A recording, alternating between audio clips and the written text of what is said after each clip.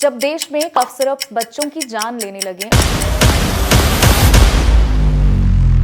और तुरंत doctor arrested, company book जैसी हेडलाइंस आ जाएं, तो यहाँ बेसिकली डॉक्टर और कंपनी को स्केपगोट बनाया जा रहा है। दवाई में इंडस्ट्री केमिकल्स मिलने से लेकर टेस्टिंग, रेगुलेशंस पास करके जहर की बोतल पे दवाई की लेबलिंग और उसके बाजारों में आने तक, क्या आपको लगता है सिर्फ एक डॉक्टर और सिर्फ एक कंपनी रिस्पॉन्सिबल है? टेस्टिंग कहाँ हुई, रेगुलेशन की जिम्मेदारी किसकी थी, अप्रूवल किसने दिया और सबसे बड़ा सवाल, किसको बचाया जा रहा है?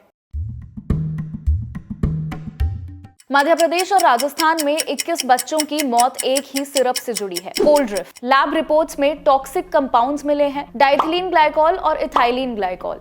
ये वही केमिकल्स हैं जो एंटी फ्रीज और इंडस्ट्रियल सॉल्वेंट्स में यूज होते हैं। ये जो केमिकल्स हैं ये ह्यूमन बॉडी के लिए डेडली माने जाते हैं। 5 अक्टूबर को एमपी पुलिस ने डॉक्टर प्रवीण सोनी को अरेस्ट किया और केस फाइल हुआ श्रीसन फार्मास्यूटिकल्स तमिलनाडु के एक मैन्युफैक्चरर के खिलाफ। लेकिन कहानी यहाँ खत्म नहीं होती। एक डॉक्टर को अरेस्ट कर लेना आसान है, लेकिन वो डॉक्टर सिर्फ फ्रंटलाइन फेस था। प्रॉब्लम जहां से शुरू हुई वो फैक्ट्री थी और उसके पीछे का पूरा नेटवर्क। फार्मा इंडस्ट्री के अंदर एक साइलेंट कलूजन चलता है, जहां एक एंड पे छोटी मैन्युफैक्चरिंग कंपनीज हैं जो non pharma grade raw materials use करती हैं क्योंकि वो उन्हें सस्ती पड़ती हैं। दूसरी तरफ कुछ डीलर्स और सप्लायर्स होते हैं जो कमर्शियल ग्रेड केमिकल्स को फार्मा क्वालिटी के लेबल के साथ बेच देते हैं।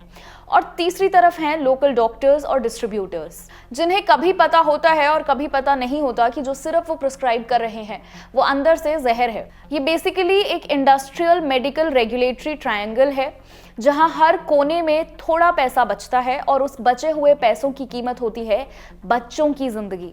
इंडिया में 10,000 से ज्यादा स्मॉल स्केल फार्मा मैन्युफैक्चरर्स हैं। उनमें से कई के पास इन हाउस टेस्टिंग लैब्स नहीं है।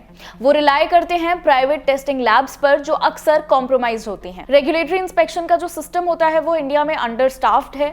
स्टेट ड्रग कंट्रोलर्स के पास मैन पावर नहीं है और पेनल्टीज इतनी कम है कि कोई डर ही नहीं बचता। रिजल्ट, एक कफ सिरप मार्केट तक पहुंच जाता है बिना प्रॉपर टेस्टिंग के, और जब तक कोई मर नहीं जाता सिस्टम सोया रहता है। ये पहली बार नहीं हुआ है। 1990s में दिल्ली और जम्मू में भी डीईजी पॉइजनिंग से बच्चों की मौत हुई थी। 2022 में गाम्बिया में इंडियन सिरप से 66 बच्चों की मौत हुई थी।